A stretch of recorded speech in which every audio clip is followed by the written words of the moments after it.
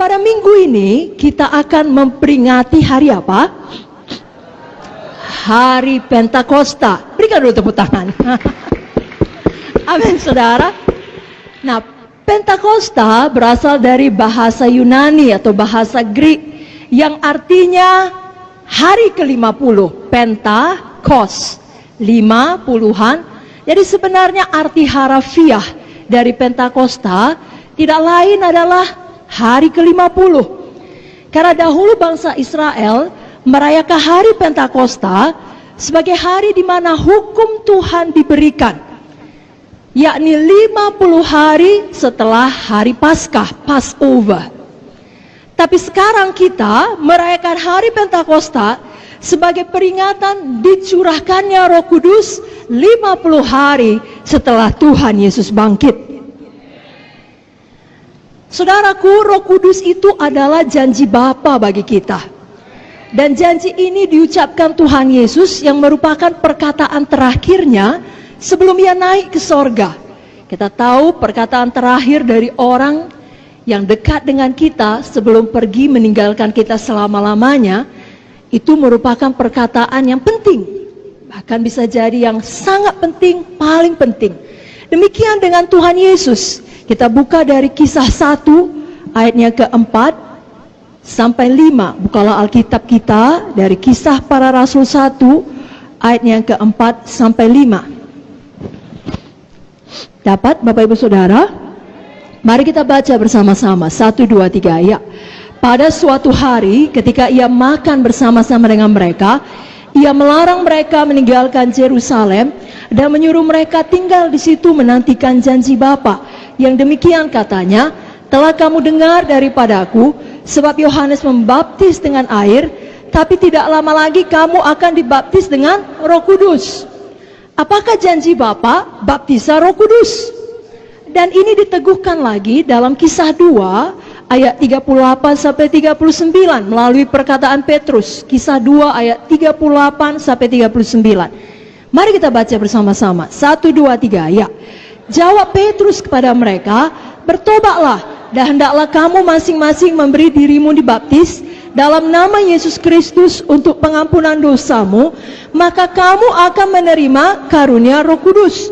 Sebab bagi kamulah janji itu, dan bagi anak-anakmu, dan bagi orang yang masih jauh, yaitu sebanyak yang akan dipanggil oleh Tuhan Allah kita. Jadi janji ini tersedia bagi semua kita yang percaya.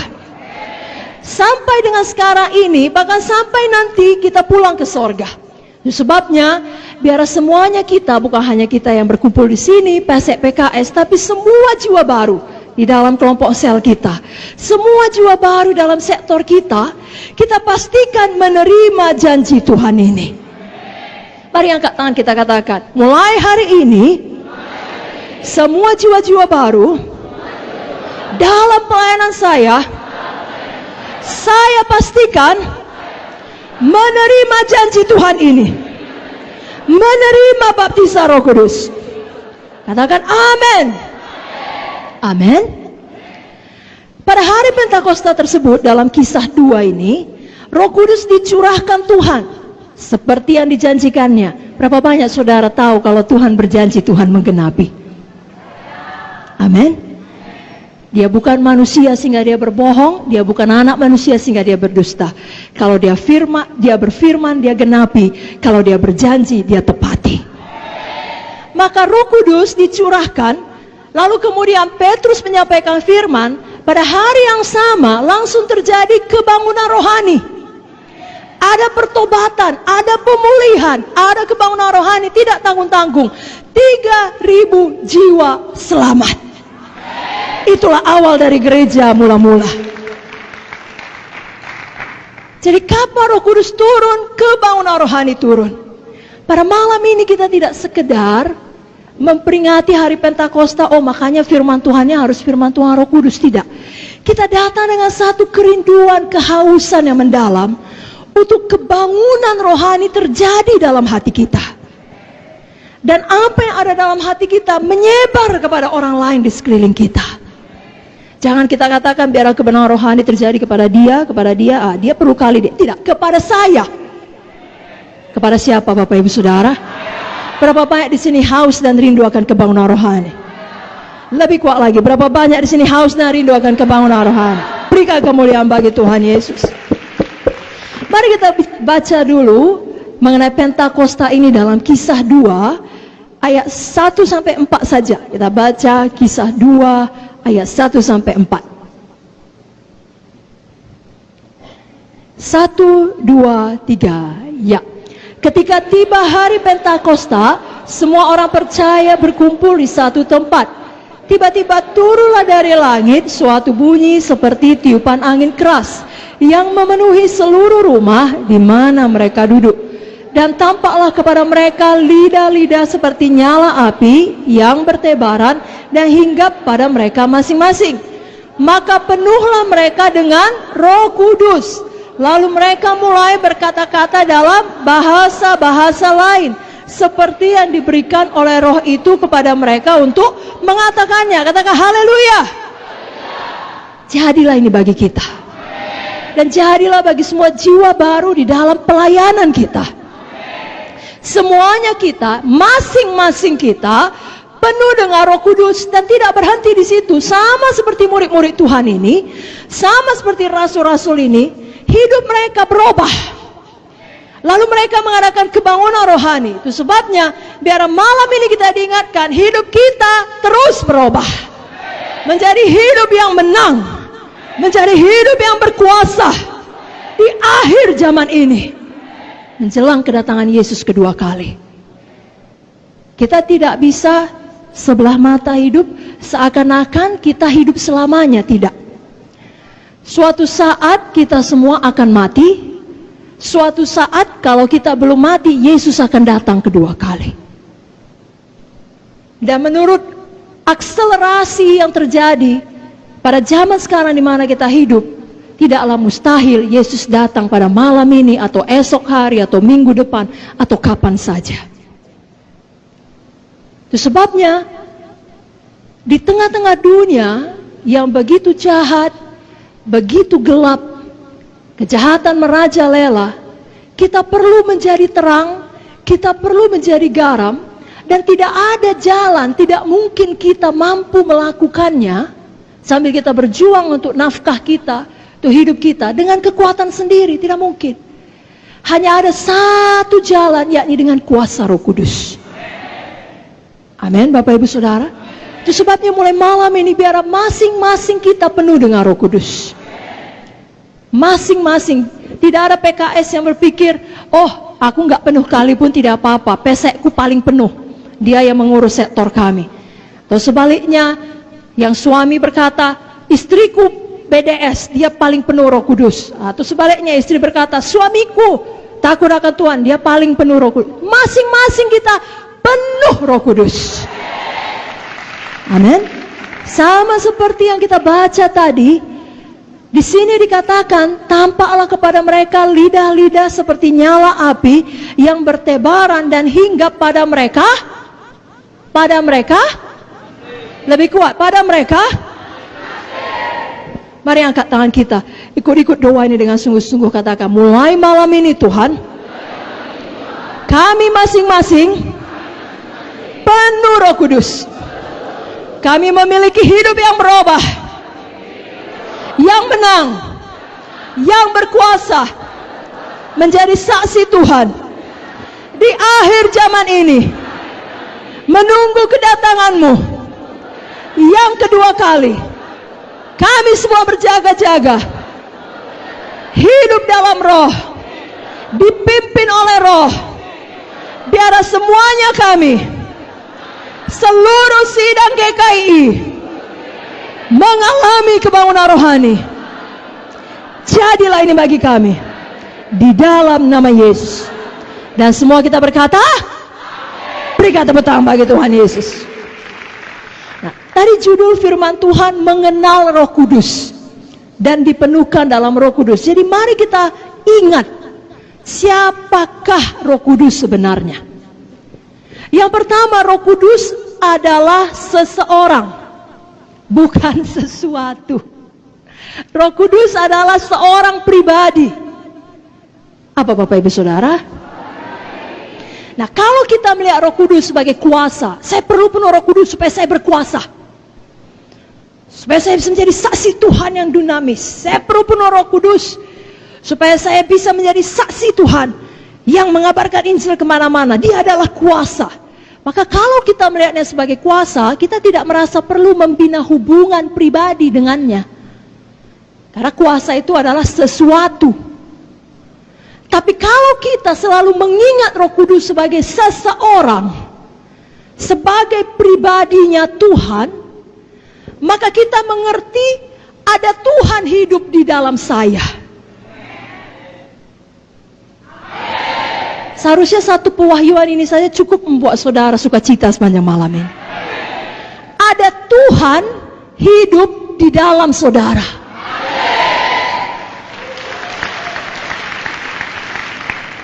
Saya ulangi, ada siapa di dalam saudara? Tuhan yang bagaimana? Tuhan yang hidup, yang menciptakan langit dan bumi dengan perkataan, yang adalah Alfa dan Omega, yang adalah yang awal dan yang akhir, yang memegang segala kuasa, yang maha tahu. Itu yang hidup dalam saudara. Namanya Roh Kudus. Jadi dia adalah seseorang. Dan kalau kita mengingatnya sebagai seorang pribadi, maka kita mengerti bahwasanya tiap-tiap hari kita perlu membina hubungan pribadi dengan dia.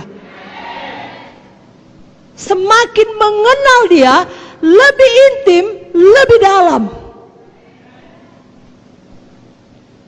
Saudaraku masih ingat Galatia 5:22? Apa itu saudaraku? Buah roh. Mari buka Alkitab saudara. Buah roh.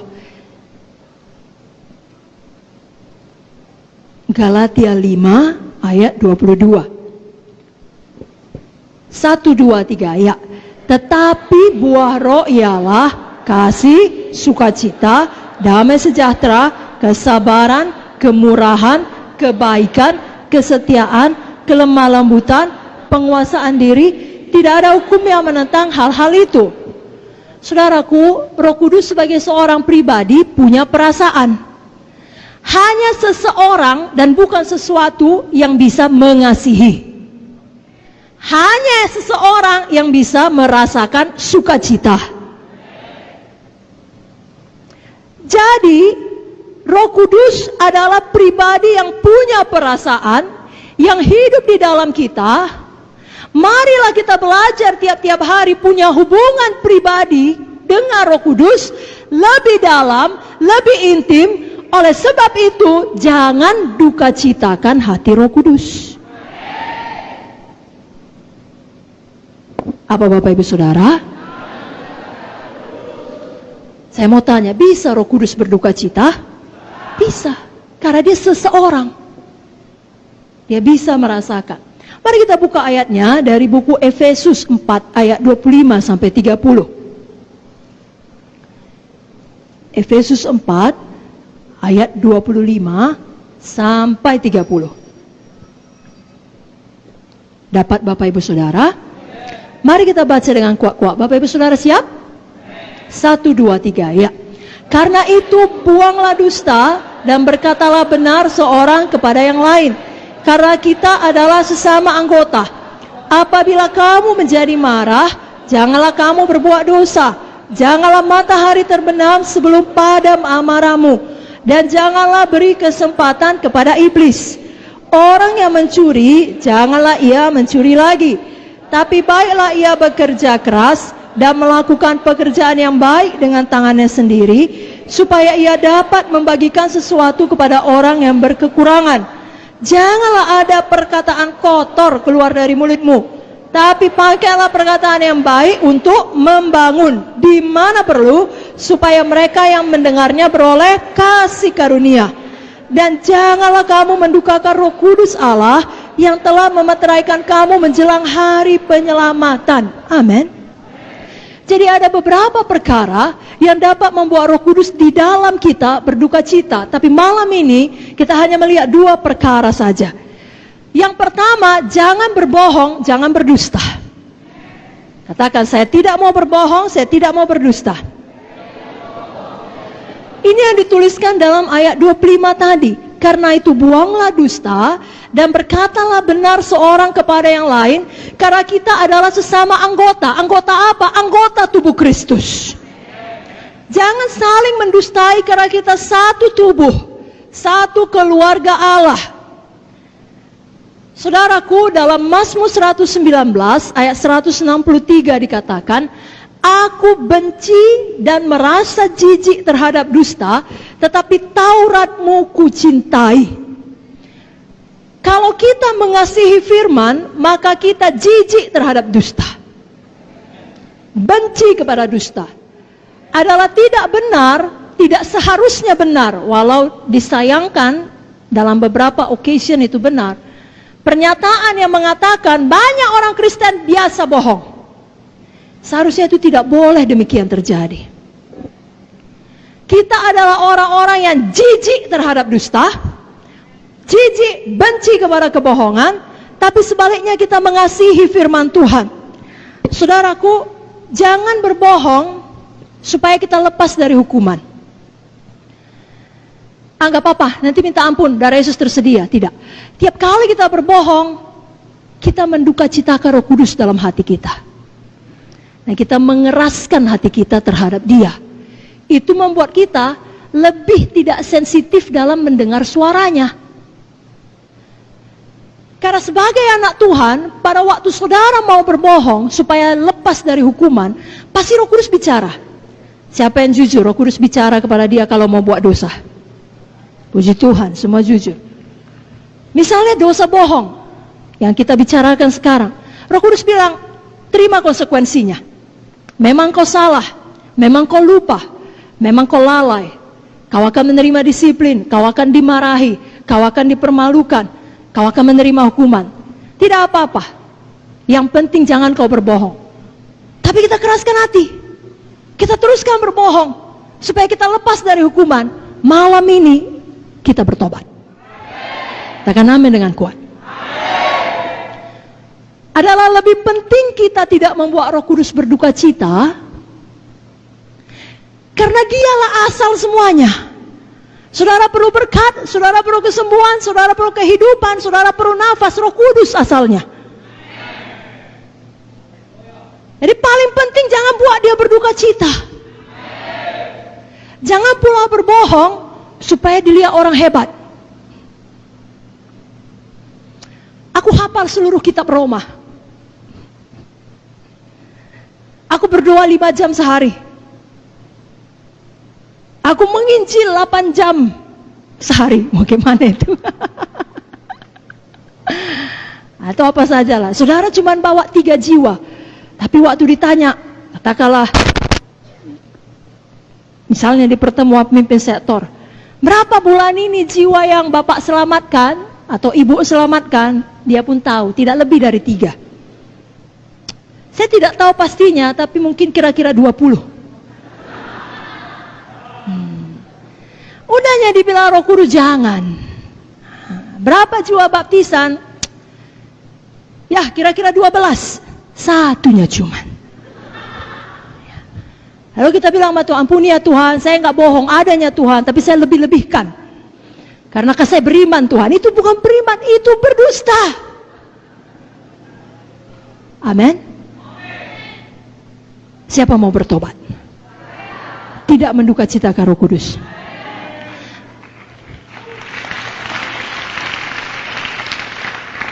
Jadi jangan berbohong supaya lepas dari hukuman. Jangan pula berbohong supaya kita dipikir lebih hebat dari yang sebenarnya. Tapi ada satu bohong yang lebih parah dari kedua ini. Walau semua dosa sama saja di hadapan Tuhan, tidak bisa satu dosa pun masuk ke sorga. Tetapi di dunia ini, kalau bohong yang berikut ini dilakukan, itu hati sangat-sangat jahat. Bohong yang bagaimana? Yakni saudara berbohong mengenai sesuatu hal atau seseorang yang mengakibatkan perpecahan sesama anggota. Saudara baca tadi ayatnya kan? Ia mengakibatkan perpecahan sesama tubuh Kristus, sesama saudara. Dan ini diulangi lagi dari buku Amsal. Mari kita buka Amsal 6. Sama-sama kita buka Alkitab kita. Dari Amsal 6 ayat 16 sampai 19.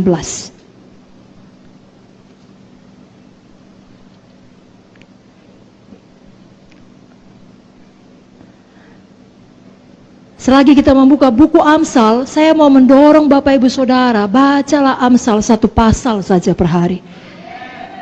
Ada begitu banyak hikmat untuk bisnis saudara, untuk pelayanan saudara, untuk keluarga saudara. Ini buku yang sangat luar biasa. Baik, Amsal 6 ayat 16 sampai 19, kita baca dengan kuat-kuat. 1, 2, 3, ya.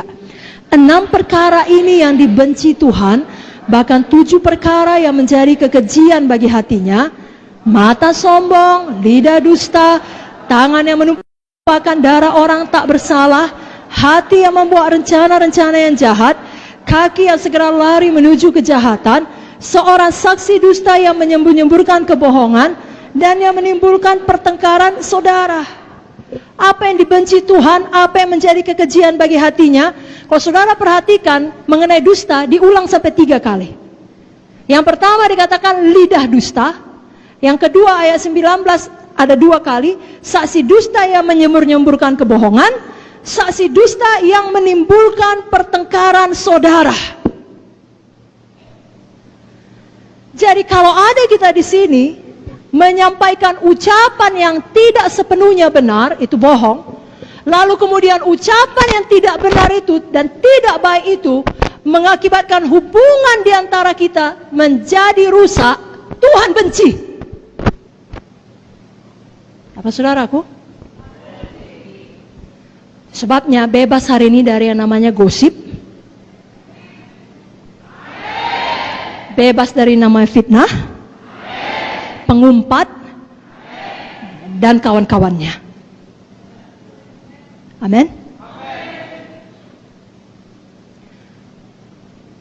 Dan ini termasuk ucapan saudara di sosial media. Kalau kita baca di Efesus 4 tadi, ucapan kita harus yang membangun, supaya orang yang mendengarnya beroleh kasih karunia. Kalau semua anak Tuhan melakukan ini, hoax tidak bisa berkembang. Kenapa? Semua benci dan jijik kepada dusta, tapi mengasihi Taurat Tuhan. Semua tidak mau menyampaikan, ya tepuk tangan bagi Tuhan Yesus, haleluya. Semua tidak mau menyampaikan ucapan-ucapan yang tidak membawa berkat. Di sini dikatakan menimbulkan pertengkaran saudara, maksudnya bukan saudara dalam keluarga badani. Misalnya saudara menyampaikan hal yang tidak baik kepada saya mengenai ucapan Kak Vicky, lalu hubungan saya dan Kak Vicky menjadi tidak baik. Tapi kalau menyampaikan yang tidak baik kepada saya mengenai Kak Heni, wah kan gak munte, itu gak apa-apa. Hubungan saya dengan dia tidak baik pun kan tidak sesama saudara. Salah. Sesama saudara ini sesama saudara tubuh Kristus. Siapapun, suku apapun, marga apapun, usia apapun, jangan ada pertikaian, perselisihan di dalam KKS, di dalam sektor, oleh karena ucapan kebohongan. Dan sekali lagi Roh Kudus pasti sudah bicara di dalam. Tidak perlu kau kirimkan itu. Tidak perlu kau forward itu. Tidak perlu kau teruskan itu. Itu tidak menjadi berkat, walau itu benar. Alkitab juga berkata, pikirkan perkara yang benar, mulia, adil, suci, manis, sedap didengar, patut dipuji, disebut kebajikan. Jadi tidak cukup benar saja. Kalau orang yang mendengarnya tidak beroleh kasih karunia, saudara hentikan. Apalagi kalau itu betul-betul kebohongan murni. Tuhan benci dan jijik. Amsal 14 ayat 5 berkata, saksi yang setia tidak berbohong, tapi siapa menyembur-nyemburkan kebohongan adalah saksi dusta.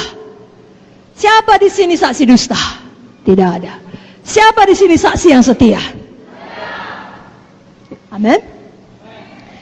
Amsal 17 ayat 7. Orang bebal tidak layak mengucapkan kata-kata yang bagus, apalagi orang mulia mengucapkan kata-kata dusta. Saudara, orang mulia. Saudara, orang mulia. Jangan ambil ambil bagian dalam semua gosip, dalam semua kebohongan, dalam semua dusta. Jangan duka citakan Roh Kudus yang ada di dalam saudara. Setan mau saudara ikut kehendak daging saudara. Setan mau saudara terus berbohong. Karena bukan hanya Roh Kudus berduka cita, saudara akan menerima akibat yang sangat tidak baik. Saya bacakan Amsal 19 ayat 5. Mari kita baca bersama-sama ayat ini. Amsal 19 ayat 5. 1, 2, 3. Ya. Saksi dusta tidak akan luput dari hukuman. Orang yang menyembur-nyemburkan kebohongan tidak akan terhindar. Jadi tidak bisa luput. Orang dunia ini berpikir tidak apa-apa berdusta sepanjang tidak ketahuan. Tapi Alkitab mengajarkan walaupun tidak ketahuan oleh orang yang bersangkutan, oleh bos, oleh pemimpin, oleh keluarga, oleh siapalah yang bersangkutan, tapi Tuhan tahu dan tidak bisa luput dari hukuman. Dan diulangi lagi di ayat 9. Mari baca bersama Amsal 19 ayat 9. 1, 2, 3. Ya. Saksi dusta tidak akan luput dari hukuman. Orang yang menyembur-nyemburkan kebohongan akan binasa. Kita tidak mau ini akhir hidup kita. Kita mau berkemenangan. Amin saudaraku. Itu sebabnya pada malam ini kalau Roh Kudus bicara, jangan keraskan hati. Jangan duka citakan Roh Kudus. Yang artinya saudara keraskan hati, saudara pilih, tidak, aku mau bohong. Apapun dibilang aku bohong.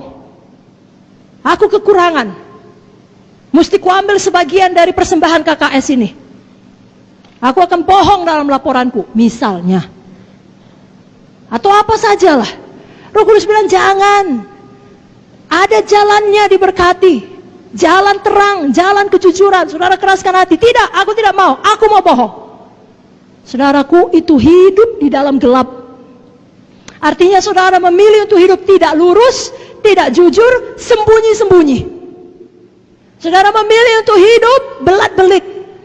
Tahukah saudara, satu kebohongan akan membawa kepada kebohongan berikutnya.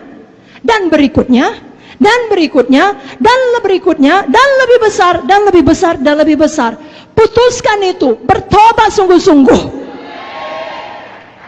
Datang kepada terang. Jangan lagi lakukan pelayanan, lakukan bisnis, lakukan apa saja, lakukan hubungan dalam sembunyi-sembunyi. Jangan. Tahukah saudara, setan adalah bapa kegelapan, dia ada di dalam gelap. Datanglah kepada terang. Hiduplah jujur, hiduplah lurus. Maka saudara tidak akan bisa diganggu setan sesuka hatinya. Tidak bisa. Karena saudara tidak beri tempat. Tapi kalau kita memilih hidup dalam kegelapan dan memilih tetap berbohong, maka setan adalah bapa kita. Betul? Siapa bapa pendusta? Siapa? Betul dia pencuri, pembunuh, pembinasa. Tapi nggak dibilang dia bapa pencuri, dia bilang bapa pendusta. Saya bacakan ayatnya, Yohanes 8:44. Iblislah yang menjadi bapamu, dan kamu ingin melakukan keinginan-keinginan bapamu. Ia adalah pembunuh manusia sejak semula, dan tidak hidup dalam kebenaran, sebab di dalam dia tidak ada kebenaran. Apabila ia berkata dusta, ia berkata atas kehendaknya sendiri, sebab ia adalah pendusta dan bapa segala dusta. Malam ini di dalam nama Yesus, putuskan hubungan saudara dengan semua bapa pendusta, dengan segala jalan dusta. Saudara perlu sesuatu dalam pelayanan, bicara dengan jujur. Bicara baik-baik.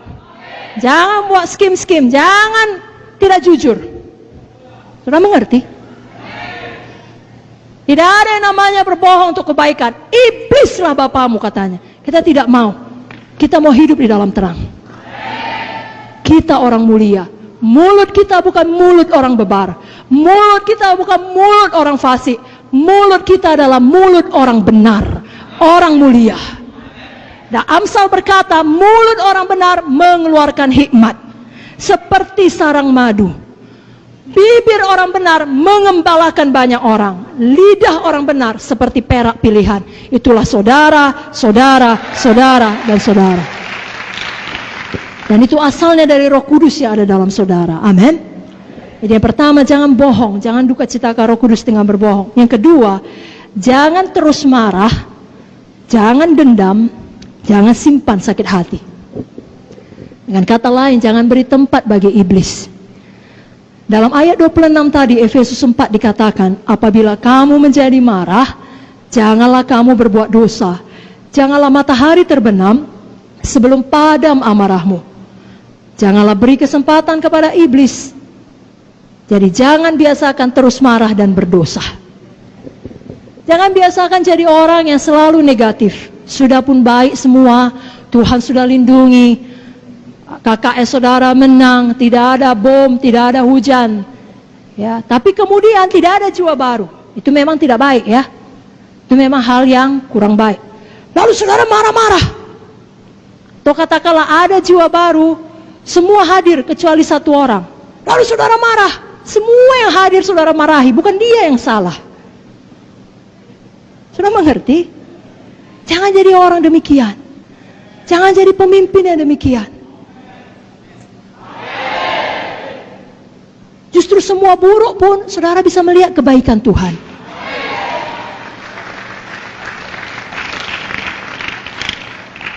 Saya ulangi, belum semua mendapatnya. Justru semua tidak baik pun saudara bisa melihat kebaikan Tuhan. Karena saudara tahu saya masih hidup. Saya belum dipanggil Tuhan, tandanya ada yang baik menanti saya di depan. Ada yang baik yang harus saya kerjakan. Walau semua ini kacau, saya belum pulang ke sorga, berarti ada kebaikan Tuhan. Begitu. Tapi kalau selalu melihat ini salah, itu kurang, ini tidak baik, pemarah. Kan kita tidak mau jadi orang munafik, saudaraku. Maksud saya adalah, saudara menyampaikan banyak firman di KKS saudara, tapi di dalam keluarga saudara, saudara adalah seorang teror. Saya nggak bilang teroris ya, teror. Maksudnya, kalau saudara seorang ayah pulang kerja, semua anak saudara ketakutan. Bapak udah pulang, semua sembunyi. Kenapa? Saudara pulang, cas. Mana makan? Terus sebaliknya, kalau saudara ibu-ibu, mama udah balik dari BDS,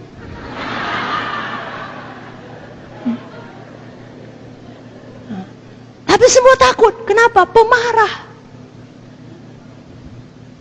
Biasa kemprung, pecah semua marah. Itu menduka citakan Roh Kudus. Lalu hati ini keras, Roh Kudus mau bicara gak bisa, buta, gak bisa dengar. Kenapa? Karena dikeraskan. Roh Kudus sudah bilang sabar, marah. Jangan begitu. Banyak bersyukur, lihat kebaikan Tuhan. Nah, saya tidak menghakimi karena semua kita datang dari banyak latar belakang. Jangankan pemarah, pembunuh pun ada, pemerkosa pun ada, betul saudara. Dan puji Tuhan untuk darah Yesus yang sanggup mengampuni semua dosa-dosa kita. Seburuk apapun, sehitam apapun, menjadi putih seperti salju. Terima kasih Tuhan Yesus. Tapi setelah itu kita perlu patuh kepada pimpinan Roh Kudus. Hidup oleh Roh. Ya, tidak meneruskan hidup di dalam daging. Nah baik, itu marah karena apapun, udah baik pun tetap marah. Tapi ini lebih tinggi daripada itu. Saudara, saya, kita semua perlu bertumbuh secara rohani. Jangan marah walau ada dasar untuk marah. Dengan kata lain, saudara punya alasan cukup pantas, layak untuk marah. Yakni orang jahat terhadap saudara. Orang melakukan kecurangan terhadap saudara. Dan lain-lain lah, orang membicarakan saudara, menggosipkan saudara, bla bla bla. Begitupun tetap jangan marah. Bukan saya yang bilang, Alkitab yang bilang. Mari buka Alkitab saudara. Mari bangkit berdiri dari Mazmur 37 ayat 1 sampai 8. Ini ayat yang sangat luar biasa. Semua kita perlu sungguh-sungguh membacanya. Mazmur 37 ayat 1 sampai 8.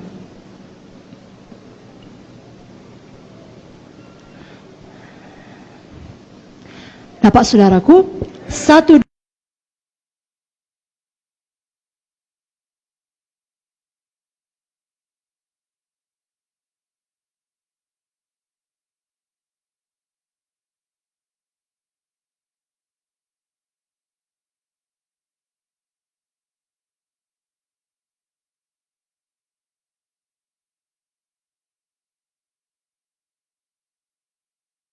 2, 3. Hidupmu kepada Tuhan dan percayalah kepadanya, dan Ia akan bertindak.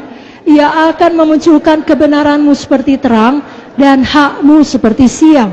Berdiam dirilah di hadapan Tuhan dan nantikanlah Dia. Jangan marah karena orang yang berhasil dalam hidupnya, karena orang yang melakukan tipu daya. Berhentilah marah dan tinggalkanlah panas hati itu. Jangan marah, itu hanya membawa kepada kejahatan. Coba ulangi 3 kali bagian terakhir. Jangan marah, itu hanya 1, 2, 3 ya. Jangan marah. Lagi. Amin. Bila sama kiri kanan. No maya-maya. Silakan duduk Bapak Ibu Saudara. Jadi betul ada orang jahat. Saya mau tanya, di tempat kerja saudara ada orang jahat? Ada? Dalam keluarga saudara semua baik?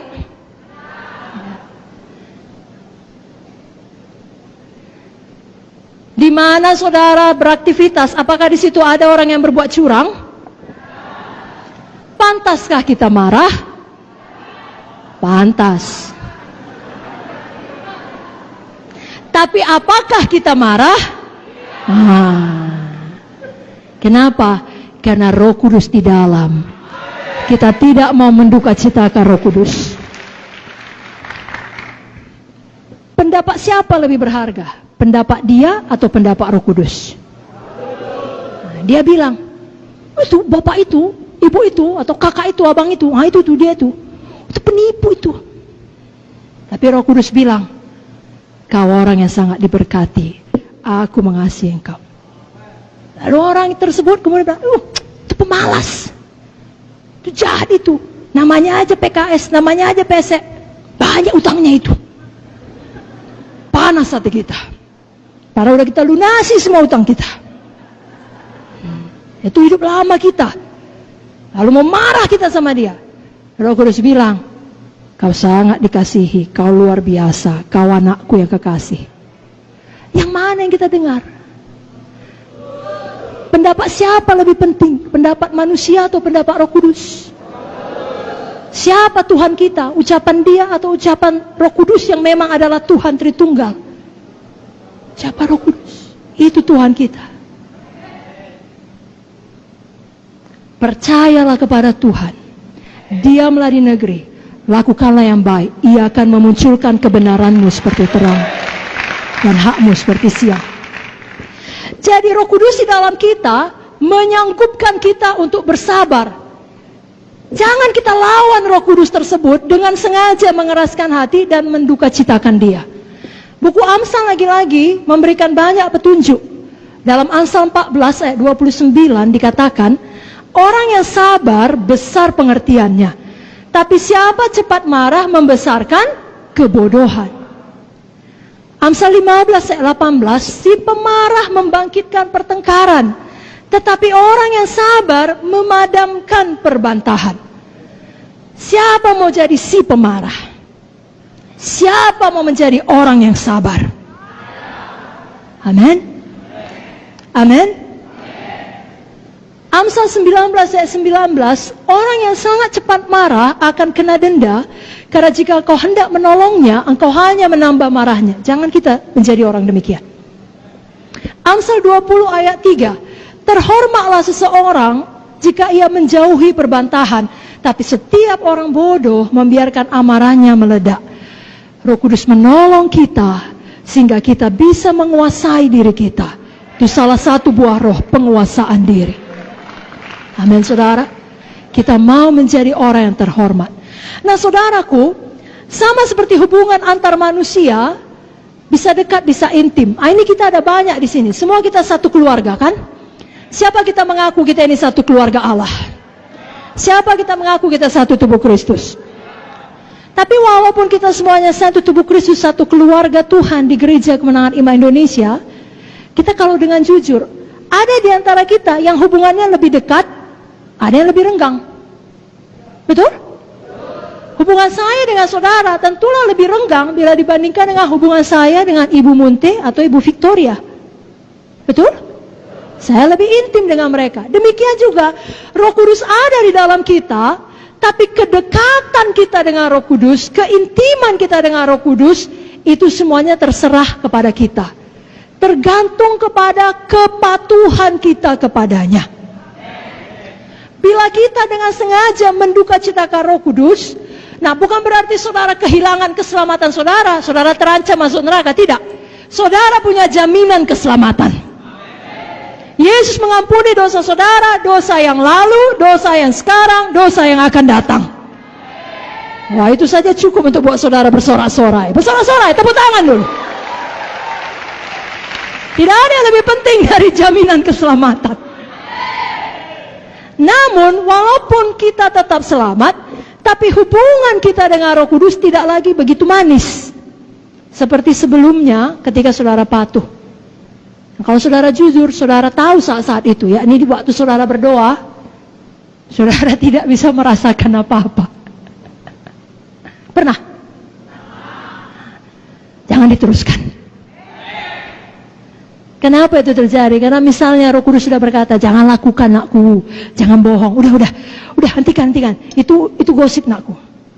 Roh Kudus bilang, nakku jangan gitu. Kalau mau bilang sungguh-sungguh, jangan pura-pura, jangan hidup dalam kegelapan, jangan sembunyi-sembunyi. Lurus saja, tetap juga belak-belik. Roh Kudus bilang, sabar nakku, jangan meledak. Tapi kita keraskan hati. Lalu itu membuat Roh Kudus berduka cita. Saudaraku, saya mau katakan, saudara bisa bebas dari ikatan dosa. Bukan hanya bohong, bukan hanya marah, apa saja.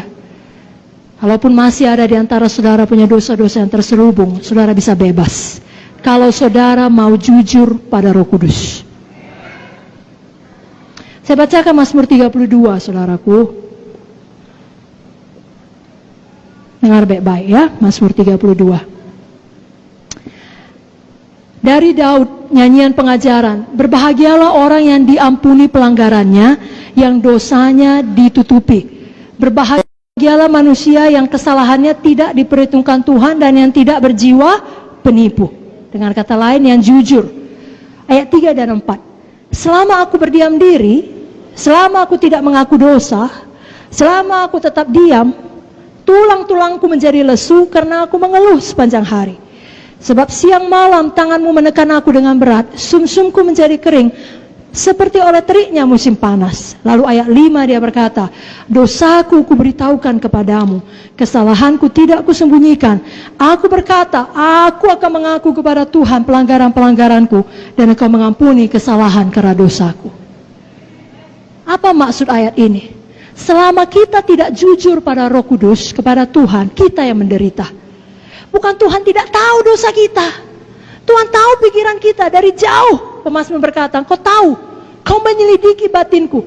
Tuhan tahu kalau kita berpikiran kotor. Tuhan tahu kalau kita berpikiran jahat. Tapi kalau kita pura-pura saja, kita melayani saja, atau apalah, kita diam-diamkan, kita yang menderita.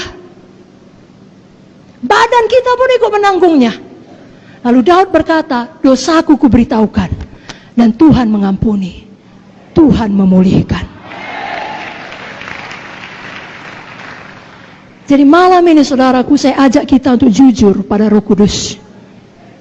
Apakah kita cintakan uang? Apakah kita tidak sungguh-sungguh melayani KKS kita? Kasih kita telah menjadi dingin. Kita nggak peduli, datang nggak datang, situ kau, aku pun punya hidup.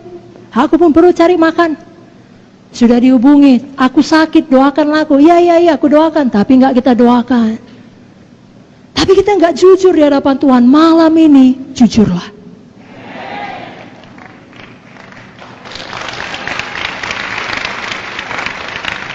Akui semuanya di hadapan Tuhan. Tuhan tahu. Selama ini pun Tuhan tahu. Tapi waktu kita jujur, kita melepaskan diri kita. Lalu mulai dengan setia ikuti proses pemulihan saudara dari ikatan dosa itu. Karena sama seperti saudara tidak terikat dalam satu hari, kan? Betul? Betul? Tidak ada orang dalam satu hari langsung terikat narkoba.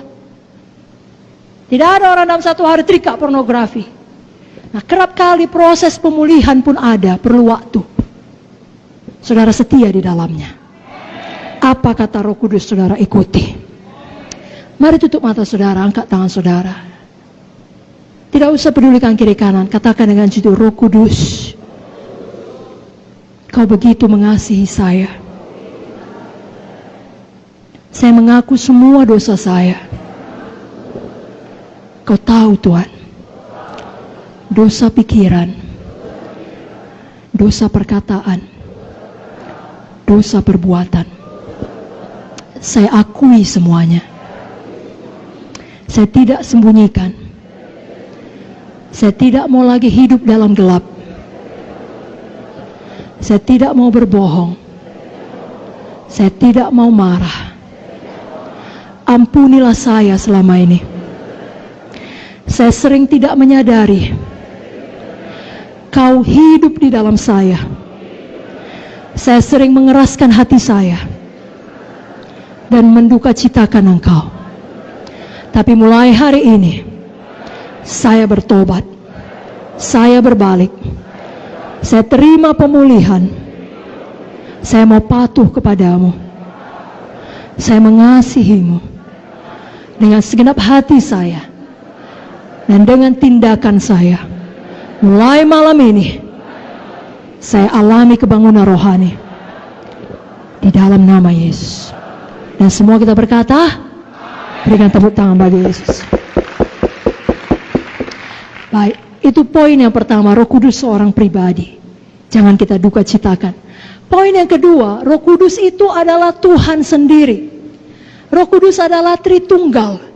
Sama seperti Allah Bapa dan Allah Anak, Tuhan Yesus. Roh Kudus tidak lebih rendah kedudukannya dibandingkan Bapa ataupun Tuhan Yesus. Sama. 3 dalam 1, 1 dalam 3. Saya bacakan satu ayat saja. Kisah 5 ayat 3 sampai 4. Mengenai Ananias yang mendustai Roh Kudus.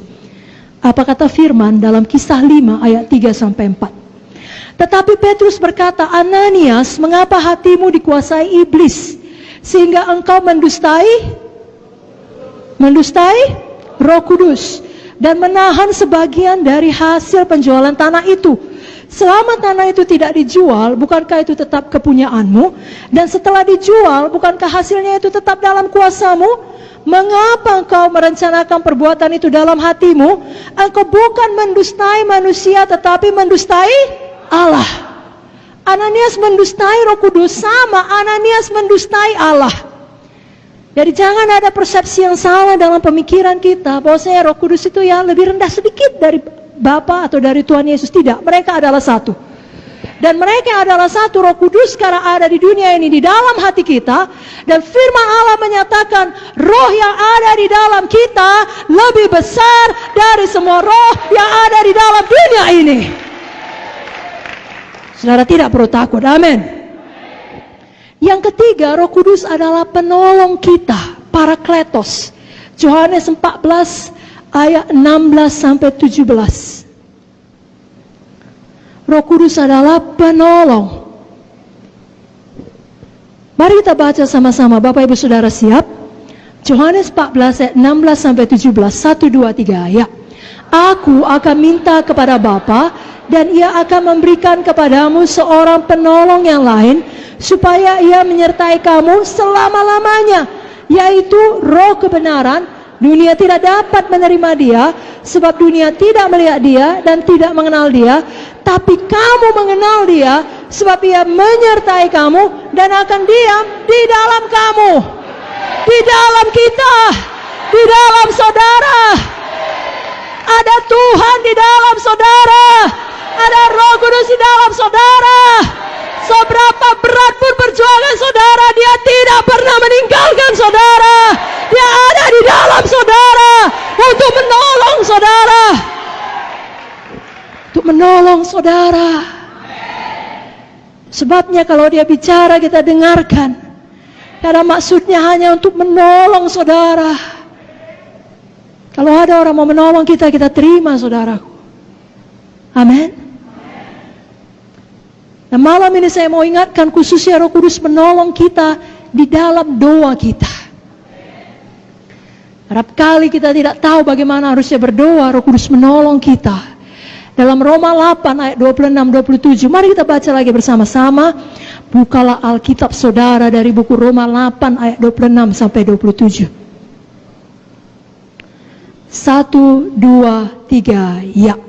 Demikian juga Roh membantu kita dalam kelemahan kita, sebab kita tidak tahu bagaimana sebenarnya harus berdoa, tapi Roh sendiri berdoa untuk kita kepada Allah dengan keluhan-keluhan yang tidak terucapkan. Dan Allah yang menyelidiki hati nurani mengetahui maksud Roh itu, yaitu bahwa ia sesuai dengan kehendak Allah berdoa untuk orang-orang kudus. Itulah baiknya Roh Kudus itu. Dia berdoa untuk orang-orang kudus. Dia memimpin kita dalam doa kita. Itu sebabnya saudaraku suka berdoa dalam bahasa roh. Saudara mungkin sudah pernah mendengar kesaksian yang mirip dengan ini. Bagaimana seorang hamba Tuhan pergi dalam mission trip ke luar negeri 3 bulan lamanya. Dalam suatu ketika pada masa itu, tengah malam dia dibangunkan oleh Tuhan, tidak tenang hatinya. Dia tidak tahu apa yang salah. Tidak ada kabar, tidak ada sesuatu yang bahaya, tapi tidak bisa tenang hatinya, tidak bisa dia tidur. Lalu apa yang dia lakukan? Dia mohon Roh Kudus menolong dia berdoa. Maka dia mulai berdoa di dalam bahasa roh. Dia berdoa terus sampai kira-kira 1 jam. Ada damai Tuhan. Dia tahu sudah beres, sudah selesai. Lalu dia pergi tidur.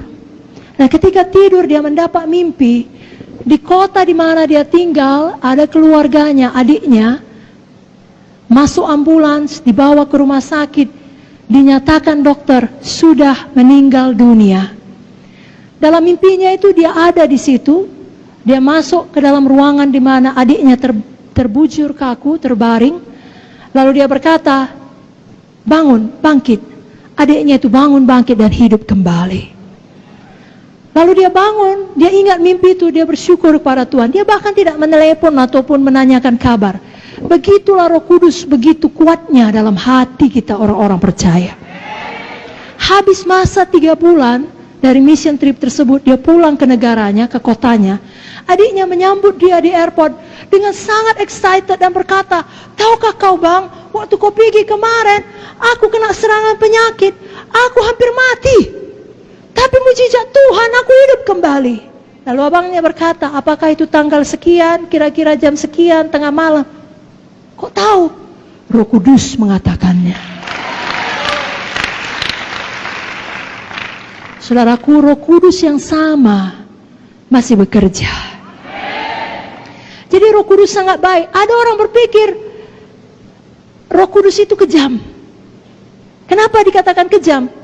Karena Roh Kudus selalu membuat kita merasa bersalah akan dosa kita. Itu tidak benar, karena tidak ada ayatnya. Roh Kudus membuat engkau merasa bersalah tiap kali kau berdosa. Justru sebaliknya. Mari buka Yohanes 16 ayat 9 sampai 11. Yohanes 16, saya bacakan ayat 8 sampai 11. Dan kalau ia datang, maksudnya Roh Kudus, ia akan menginsafkan dunia akan dosa, kebenaran dan penghakiman. Akan dosa karena mereka tetap tidak percaya kepadaku. Akan kebenaran karena mereka pergi kepada Bapa, karena aku pergi kepada Bapa dan kamu tidak melihat aku lagi. Akan penghakiman karena penguasa dunia ini telah dihukum. Maksudnya apa? Dengarkan baik-baik. Yang pertama, akan dosa karena mereka tidak percaya kepada aku. Maksudnya Roh Kudus bukan membuat kita merasa bersalah akan dosa kita, justru sebaliknya. Roh Kudus bekerja di dalam hidup manusia untuk menyadarkan mereka bahwasanya mereka adalah orang berdosa dan tidak dapat menyelamatkan dirinya sendiri. Oleh karena itu mereka butuh juru selamat, namanya Yesus. Karena dalam 1 Korintus 12 ayat 3 dikatakan, aku mau meyakinkan kamu, tidak ada seorang pun yang berkata-kata oleh Roh Allah dapat berkata terkutuklah Yesus. Sebaliknya, tidak ada seorang pun yang dapat mengakui Yesus adalah Tuhan selain oleh Roh Kudus. Kayak kita berdoa kepada jiwa-jiwa yang belum selamat, Roh Kudus jamah hatinya. Karena adalah pekerjaan Roh Kudus yang membuat seseorang insaf, menyadari dia orang berdosa. dia tidak dapat menyelamatkan dirinya, dia butuh juru selamat, baru dia cari juru selamat dan dia terima Yesus sebagai juru selamatnya. Jadi kalau saudara merasa bersalah akan dosa saudara, itu bukan Roh Kudus, itu setan penuduh, pendakwah. Justru saudara bersyukur Yesus Kristus telah mengampuni dosa saudara. Yesus Kristus adalah Tuhan dan Juru Selamat saudara. Akan kebenaran, karena aku pergi kepada Bapa dan kamu tidak melihat aku lagi. Maksudnya, kebenaran bahwa kita telah dibenarkan oleh Tuhan Yesus. Jadi kita dalam posisi, kalau dalam bahasa Inggrisnya, right standing with God. Kita dapat datang ke hadirat Tuhan kapan saja. Bukan karena kita sempurna, tapi karena darah Yesus membenarkan kita. Kita tidak perlu baik dulu, baru layak datang berdoa kepada Tuhan. Tidak perlu, karena ada darah Yesus yang membenarkan kita. Itulah penolong Roh Kudus. 2 Korintus 5:21 mengatakan, 2 Korintus 5:21 mengatakan, dia yang tidak mengenal dosa telah dibuatnya menjadi dosa oleh karena kita, supaya dalam dia kita dibenarkan oleh Allah. Di Roh Kudus ingatkan kita tersebut, kau telah dibenarkan. Maju terus melayani. Betul kau tadi berdosa, minta ampun, bertobat. Sekarang maju terus, kau telah dibenarkan. Akan kebenaran. Jadi bukan Roh Kudus yang menuduh kita. Justru Roh Kudus mengingatkan kita, dosa kita telah dibenarkan oleh karya Yesus. Akan penghakiman, karena penguasa dunia ini telah dihukum. Saya pikir saudara semua mengerti ini. Penguasa dunia ini, setan ini telah dihukum. Dulu saudara di bawah kuasanya, tapi sekarang tidak lagi. Dia ada di bawah kaki saudara. Setan tidak punya otoritas atas saudara. Jadi itu Roh Kudus penolong. Dia ingatkan saudara, setan tidak berkuasa atas saudara. Itu sebabnya Roh Kudus dikatakan dalam Yohanes tadi, roh kebenaran. Dia ajari, dia ingatkan kita akan kebenaran itu. Yohanes 16 ayat 13 saya bacakan. Apabila ia datang, yaitu roh kebenaran, ia akan memimpin kamu dalam seluruh kebenaran. Sebab ia tidak berkata-kata dari dirinya sendiri, tapi segala sesuatu yang didengarnya itulah yang dikatakannya, dan ia akan memberitakan kepadamu hal-hal yang akan datang. Oh, luar biasa. Bayangkan saudara punya guru yang maha tahu, yang tahu semuanya, mau berdiam di dalam saudara, dan berkomitmen untuk tidak pernah meninggalkan saudara, apapun yang terjadi, dia mau mengajari saudara. Itulah kepenuhan Roh Kudus. Itulah yang perlu kita alami semakin dalam, semakin hari. Diajari kita. Dan dia adalah roh penghibur. Roh apa saudaraku? Roh apa saudaraku? Adakah kita malam ini yang butuh penghiburan? Saya pikir pasti ada, mengingat besarnya amin tadi ya. Betul saudaraku. Dan bukan hanya malam ini, saya pikir tiap hari kita butuh penghiburan. Nah, malam ini saya mau katakan penghiburan yang sejati hanya ada di dalam Roh Kudus. Sebabnya kalau hati saudara berat, datang pada Roh Kudus. Bicara pada Roh Kudus, dia ada di dalam saudara. Saya bacakan ayatnya, Yohanes 16 ayat 7. Yohanes 15 ayat 26, Yohanes 14 ayat 26. Saya mulai dari Yohanes 16 ayat 7. Namun benar yang kukatakan ini kepadamu adalah lebih berguna bagi kamu jika aku pergi. Sebab jikalau aku tidak pergi, penghibur itu tidak akan datang kepadamu. Tapi jikalau aku pergi, aku akan mengutus dia kepadamu. Yohanes 15:26. Jikalau penghibur yang akan kutus dari Bapa datang, yaitu roh kebenaran yang keluar dari Bapa, ia akan bersaksi tentang aku. Yohanes 14:26. Tetapi penghibur, semua berkata tetapi penghibur, yaitu Roh Kudus yang akan diutus oleh Bapa dalam namaku, dialah yang akan mengajarkan segala sesuatu kepadamu dan akan mengingatkan, semua berkata mengingatkan saya akan semua yang telah kukatakan kepadamu. Dia ingatkan firman yang pernah saudara baca. Dia ingatkan firman yang pernah diajarkan kepada saudara. Dia ingatkan firman yang saudara dengarkan seperti malam ini dan hari-hari sebelumnya sebelum hari ini. Dia ingatkan firman Tuhan. Bagaimana mungkin saudara tidak terhibur? Karena dia mengingatkan kita akan Tuhan Yesus dan akan firman Tuhan. Betapa kasih Tuhan bagi kita baru tiap hari. Betapa kasih Tuhan bagi kita kekal untuk selama-lamanya. Dia ingatkan saya dan saudara adalah manusia roh yang suatu hari akan pulang ke sorga. Dunia ini sementara, penderitaan zaman sekarang ini tidak dapat dibandingkan dengan kemuliaan kekal yang menanti kita kelak. Dia ingatkan kalau Tuhan di pihak saudara, siapakah yang dapat melawan saudara? Roh Kudus menghibur, Roh Kudus mengingatkan. Roh Kudus mengingatkan, Roma 8:39, tidak ada yang dapat memisahkan saudara dengan kasih Kristus.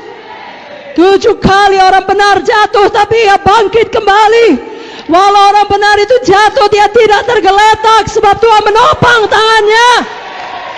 Kemalangan orang benar banyak, tapi Tuhan melepaskan dia dari semuanya itu. Dia ingatkan itu pada waktu masa kesusahan saudara. Pada waktu saudara sendirian di rumah sakit.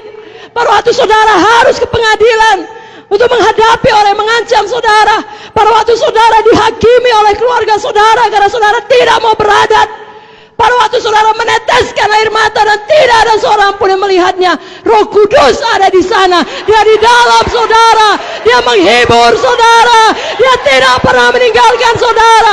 Dan dia ingatkan firman Tuhan kepada saudara. Alamilah kepenuhan Roh Kudus, saudaraku. Malam ini hauslah satu persekutuan yang intim dengan dia, yang benar-benar dipenuhkan di dalam dia, sehingga kita bangkit dari keterpurukan apapun masalah kita, dan kita menjadi bukti, pemberi bukti bagi dunia ini, bahwasanya walaupun kita sudah jatuh, sudah ditekan, sudah hancur, kita naik kembali. Kita bangun kembali. Kita bangkit kembali. Kita hidup menang, bahkan lebih dari pemenang. Kita perlu Roh Kudus untuk membuat kita menang menghadapi pencobaan. Menang menghadapi masalah. Menang menghadapi tragedi-tragedi kehidupan. Saudaraku, hanya karena kita pelayan, hanya karena kita PKS atau pesek, bukan berarti kita eksklusif dari tragedi. Bukan berarti kita eksklusif dari semua masalah. Tragedi menimpa siapa saja, orang fasik dan orang benar. Tapi orang fasik tidak punya Roh Kudus menyertai dia. Orang benar memiliki Roh Kudus di tengah tragedi.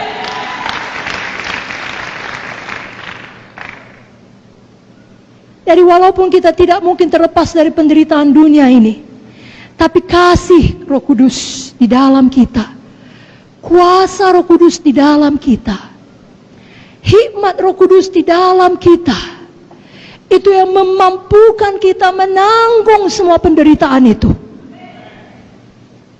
Sehingga dalam menjalaninya kita tidak menyerah. Kita tahu akan tiba tanggal kadaluarsanya. Lalu kita dimampukan untuk setia. Bahkan lebih daripada itu, kita tidak kehilangan damai kita.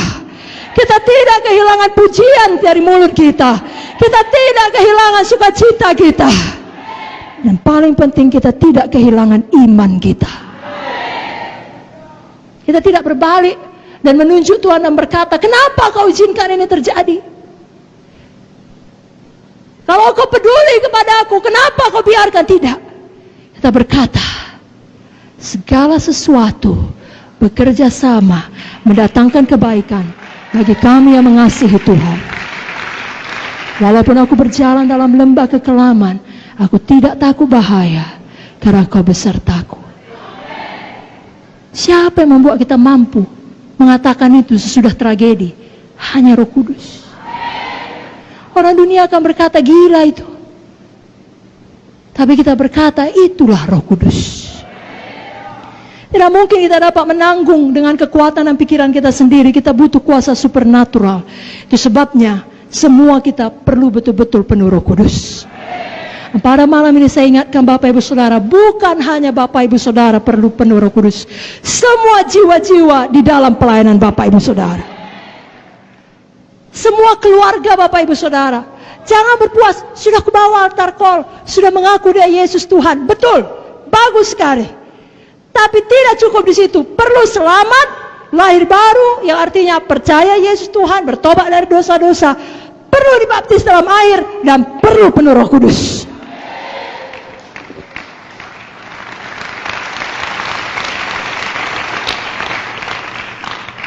Saudaraku, bagus selamat, bagus baptisan air, sangat-sangat baik. Tapi kalau kita mau hidup yang berkuasa dan menang tadi, perlu baptisan Roh Kudus. Adalah Yesus sendiri yang membaptis kita dengan Roh Kudus. Keempat Injil menuliskannya. Saya bacakan Matius 3 ayat 11, Markus 1 ayat 8, Lukas 3 16 dan Yohanes 1 33. Matius 3 11, aku membaptis kamu dengan air sebagai tanda pertobatan. Tapi ia yang datang kemudian daripadaku lebih berkuasa daripadaku, dan aku tidak layak melepaskan kasutnya. Ia akan membaptiskan kamu dengan Roh Kudus dan dengan api. Markus 1:8, aku membaptis kamu dengan air, tapi ia akan membaptis kamu dengan Roh Kudus. Siapa membaptis? Yesus membaptis dengan Roh Kudus. Lukas 3:16, Yohanes menjawab dan berkata kepada semua orang itu, aku membaptis kamu dengan air, tapi ia lebih berkuasa daripada aku akan datang dan membuka tali kasutnya pun aku tidak layak.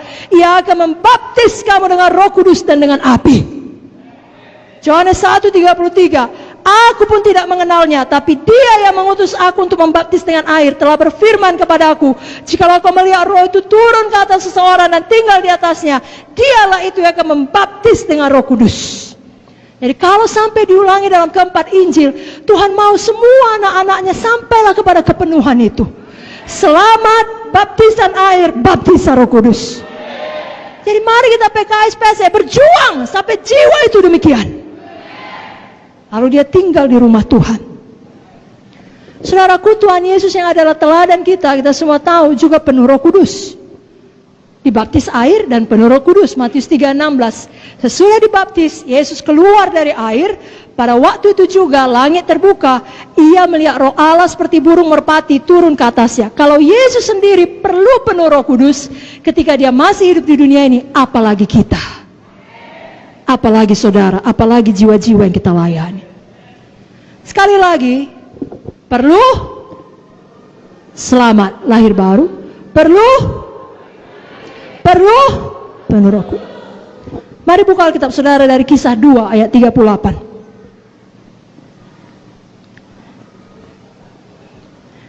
Mari kita semangat melayani jiwa-jiwa sampai mereka penuh Roh Kudus. Kisah 2:38.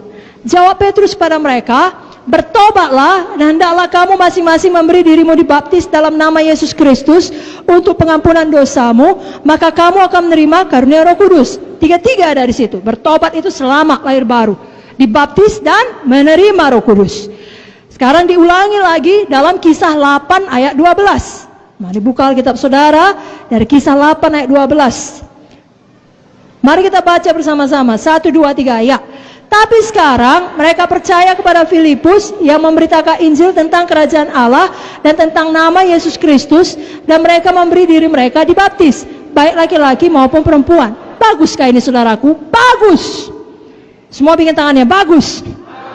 Agak sangat bagus. Tapi apakah berhenti di situ? Apakah cukup? Tidak. Walau mereka sudah menerima Injil, dengan kata lain sudah selamat, dan bahkan mereka sudah memberi mereka dibaptis, baptisan air, apakah yang terjadi? Kisah 8 ayat 14-17. Mari kita baca di bawahnya 14-17.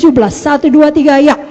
Ketika rasul-rasul di Yerusalem mendengar bahwa tanah Samaria telah menerima firman Allah, mereka mengutus Petrus dan Yohanes ke situ.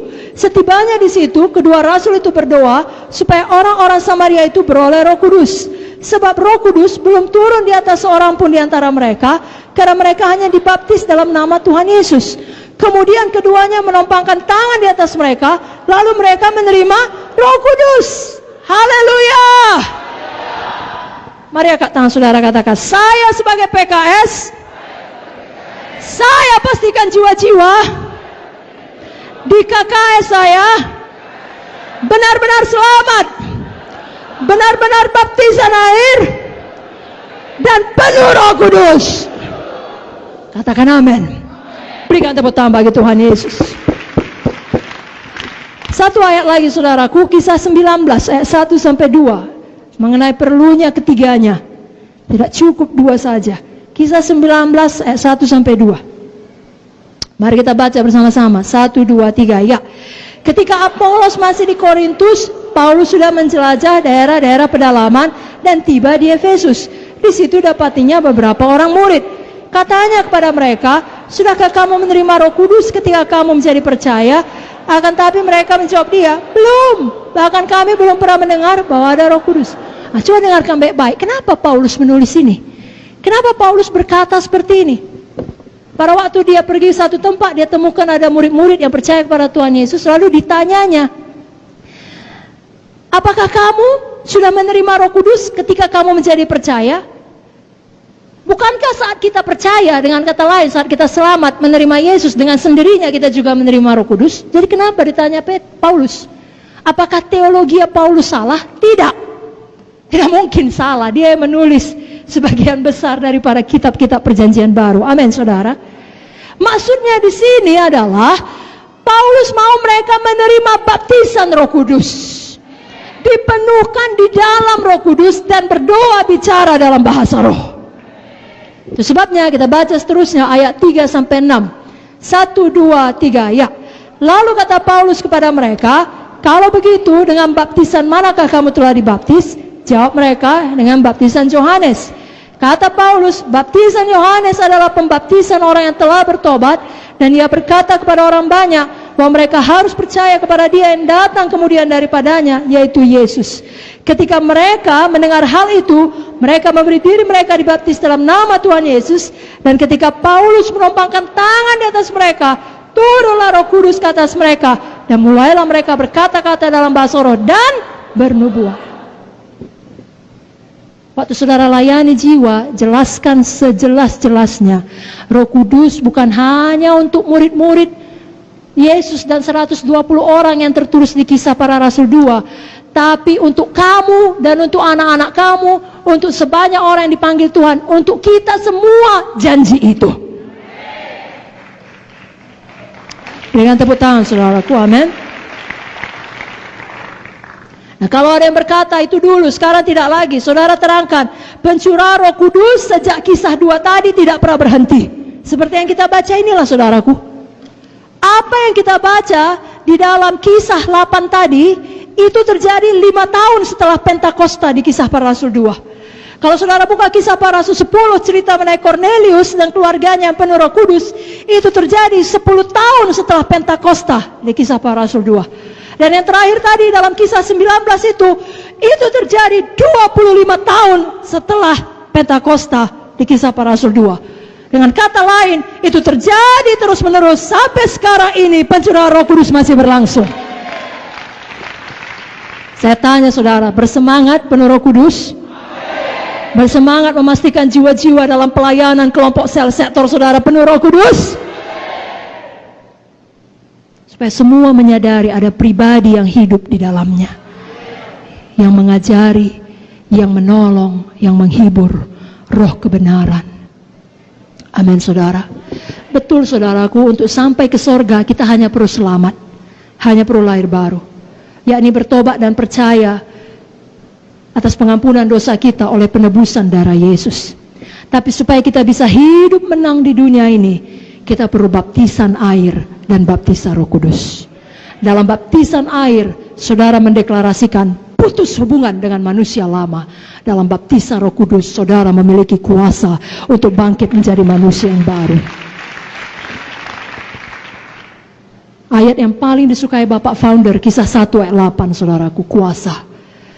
yang diberikan oleh Roh Kudus. Mari kita baca sama-sama Kisah 1 ayat 8. Saudara bersemangat membacanya? 1, 2, 3, ya. Tetapi kamu akan menerima kuasa kalau Roh Kudus turun ke atas kamu, dan kamu akan menjadi saksiku di Yerusalem, di seluruh Judea dan Samaria, dan sampai ke ujung bumi. Amin. Saudara bukan hanya menjadi saksi dari mulut saudara, tapi dari hidup saudara. Seperti saya katakan tadi, saudara pemberi bukti. Ada Roh Kudus dalam saudara, banyak mujizat yang terjadi dalam hidup saudara. Dan jadi dalam tahun ini, ya, kita memperingati hari Pentakosta, khususnya minggu ini. Mari semuanya kita, PKS PSE, dan semua jemaat Tuhan Sidang GKI, betul-betul penuh Roh Kudus. Ya, saudara punya waktu malam ini berdoa, besok berdoa, doakan nama per nama dari anggota kelompok sel saudara. Khususnya saudara tahu memang belum bicara dalam bahasa roh. Biar hari Minggu ini semuanya berdoa dengan bahasa roh. Saya akan berikan ya beberapa perkara mengenai berdoa dengan bahasa roh itu penting. Kenapa? Yang pertama, kasih saya waktu 5-10 menit dan kita akan mempraktekkannya. Amin saudara. Yang pertama, berdoa dalam bahasa roh itu seturut dengan firman Tuhan. Jadi itu ada di Alkitab, ya, saya ambil dari 1 Korintus 14 ayat 2. Siapa yang berkata-kata dengan bahasa roh, tidak berkata-kata kepada manusia tetapi kepada Allah. Sebab tidak ada seorang pun yang mengerti bahasanya, oleh roh ia mengucapkan hal-hal yang rahasia. Ayat 14-15, 1 Korintus 14. Jika aku berdoa dengan bahasa roh, rohku yang berdoa, tapi akal budiku tidak turut berdoa. Jadi apakah yang harus kubuat? Aku akan berdoa dengan rohku, tapi aku berdoa juga dengan akal budiku. Aku akan menyanyi dan memuji dengan rohku, tapi aku akan menyanyi dan memuji juga dengan akal budiku. Dalam 1 Korintus 14 ayat 18 dikatakan, aku mengucap syukur kepada Allah bahwa aku berkata-kata dengan bahasa roh lebih daripada kamu semua. Paulus yang mengatakannya, dia rasul yang sangat luar biasa. Tulisannya luar biasa, memberkati kita sampai sekarang ini. Itu diilhami oleh Roh Kudus. Dan jelas dikatakan, jangan melarang orang berkata-kata dengan bahasa roh. 1 Korintus 14 ayat 39. Karena itu saudara-saudaraku, usahakanlah dirimu untuk memperoleh karunia untuk bernubuat, dan janganlah melarang orang yang berkata-kata dengan bahasa roh. Jadi kalau ada jiwa saudara lain yang berkata bahasa roh itu aneh, katakan tidak aneh. Paulus tidak aneh. Kenapa? Karena memang Roh Kudus sendiri tidak aneh. Lalu katakan pada dia, saya kan tidak aneh. Kita semua tidak aneh. Justru kita berdoa dengan bahasa roh akan menjadi pribadi yang lebih baik, pribadi dengan karakter Yesus. Lalu kalau ada jiwa saudara berkata, aku udah pernah hari itu didoakan dengan bahasa roh, tapi nggak langsung lancar. Makanya aku berhenti, katakan memang tidak langsung lancar. Kebanyakan orang waktu dibaptis pertama kali dengan Roh Kudus tidak langsung lancar bahasa roh. Sama seperti anak kecil manapun yang belajar satu bahasa, tidak langsung lancar. Nggak ada anak bayi, begitu keluar dari perut mamanya, haleluya mama, nggak ada saudaraku. Bahkan setelah 1 tahun pun mungkin yang cuma dia bisa bilang, mama, mama, papa, nggak ada. Selamat pagi, saya perlu makanan, nggak ada. Tapi kalau 5 tahun dia sudah semakin bisa berbahasa dengan baik. Kalau dia orang Indonesia, berbahasa Indonesia. Jadi kalau baru penuh Roh Kudus, ya dia malu. Aku yang kubilang cuma papa, tidak apa-apa, dorong terus. Serahkan lidahmu kepada Roh Kudus. Lakukan dengan iman. Lakukan dengan iman. Lakukan dengan iman. Amin saudara. Sama seperti saudara, kalau saudara sudah lama dalam Tuhan dan bahasa roh saudara itu saja, minta pada Roh Kudus, lakukan dengan iman. Dia bisa berikan perbendaharaan bahasa roh yang lain kepada saudara. Berdoa dengan bahasa roh yang kedua itu membangun diri kita. 1 Korintus 14 ayat 4. Siapa berkata-kata dengan bahasa roh, ia membangun dirinya sendiri.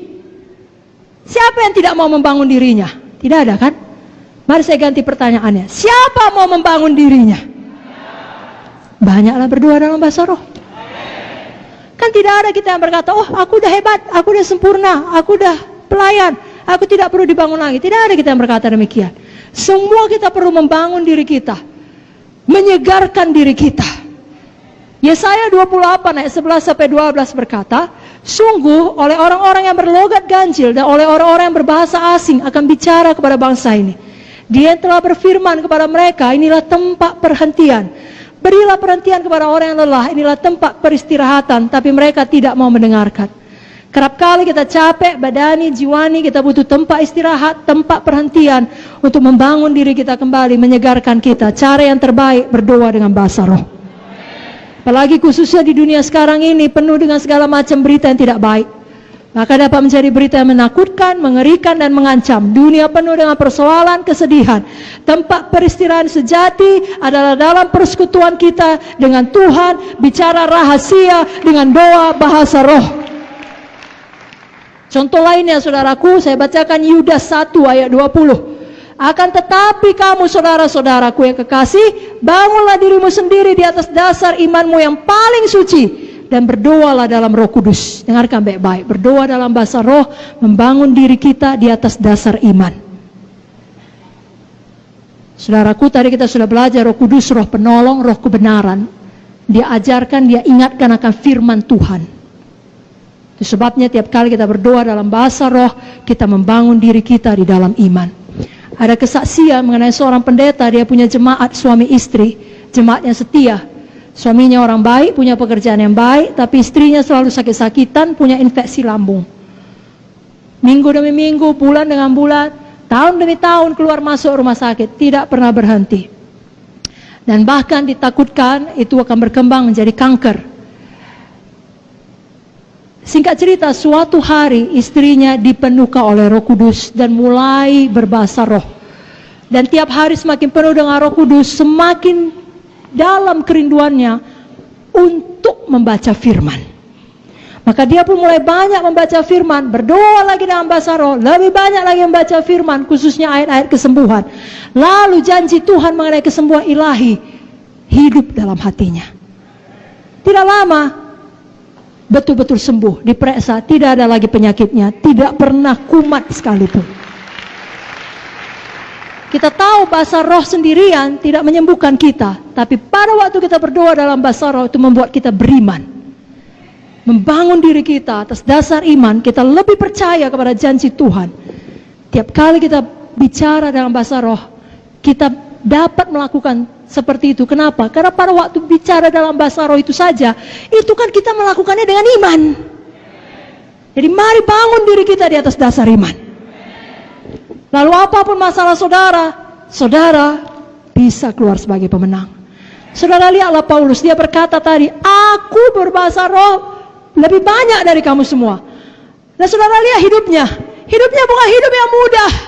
Hidup Paulus sangat berat, sangat menderita. Saudara baca buku Korintus, saudara menangis membaca penderitaan Paulus. Di dalam tubuhnya ada banyak tanda Kristus, banyak kali disesah. Tapi saudara tahu apa yang dikatakannya dari dalam penjara Filipi, bersukacitalah senantiasa di dalam Tuhan. Sekali lagi ku katakan, bersukacitalah. Bagaimana mungkin orang yang begini menderita, ditinggalkan semua orang. Menjelang kematiannya dia menuliskan, semua orang telah meninggalkan aku, sedih sekali. Bukan dia berkata, apa ini Tuhan? Seluruh hidup sudah kuberikan kepadamu, sekarang tinggal kematian Tuhan. Tidak ada orang menemani aku. Gak betul ini Tuhan. Bertahun-tahun melayani Engkau dengan setia, kok begini jadinya? Tidak, dia tidak berkata demikian. Dia berkata, aku telah mengakhiri pertandingan iman yang baik. Aku telah mencapai garis akhir. Mahkota yang menantiku. Kok bisa ya berpikir seperti itu? Kok bisa ya punya mental pemenang seperti itu? Karena Roh Kudus. Karena Roh Kudus. Mari kita penuh Roh Kudus. Itu pilihan kita, saudaraku. Seberapa penuh kita, itu pilihan kita.